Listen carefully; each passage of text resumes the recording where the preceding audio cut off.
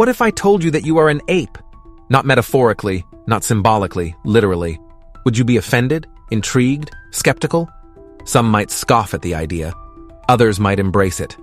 But the truth is far more profound than a simple yes or no.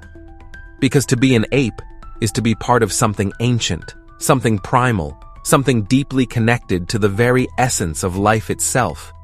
Today, we're diving into the untamed jungle of science, history, and philosophy to answer one of the most important questions of all. What does it truly mean to be an ape? But to answer that, we need to go back, way back, before the first city was built, before the first words were spoken, before even the first human walked the earth. Evolution isn't just a theory, it's a story written in DNA, fossils, and the very bones of our ancestors.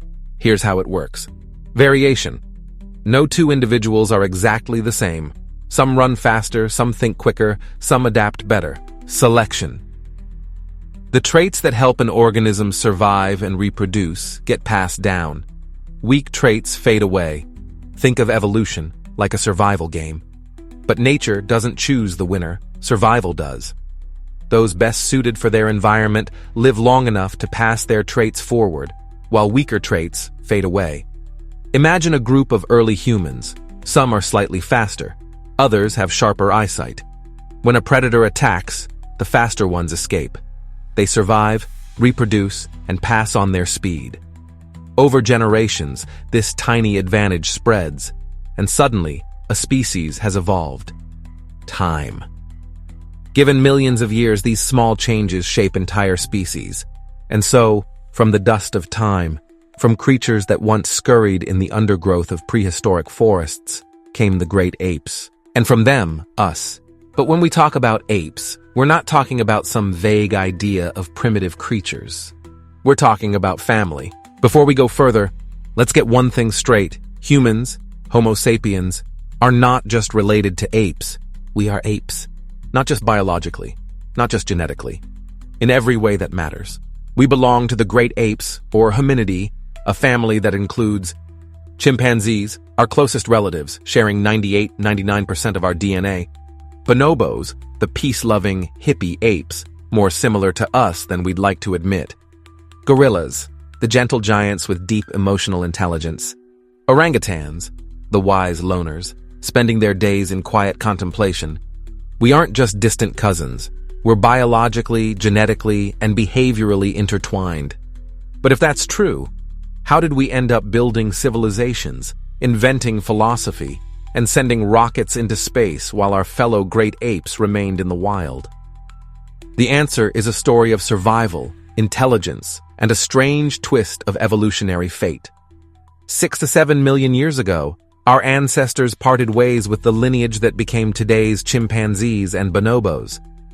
At this point, we were still small, tree-climbing primates. 4 million years ago, early humans, like Australopithecus, began walking upright. Why? The forests were shrinking. Standing tall helped us spot predators and carry food more easily. 2.5 million years ago, Homo habilis appeared, the first known toolmaker. For the first time, our ancestors weren't just adapting to nature, they were shaping it. 2 million years ago, Homo erectus mastered fire. Fire softened food, allowing for easier digestion, better nutrition, and bigger brains. 300,000 years ago, our species, Homo sapiens, entered the world. We weren't alone. Neanderthals and Denisovans roamed alongside us. But we had one key advantage: language.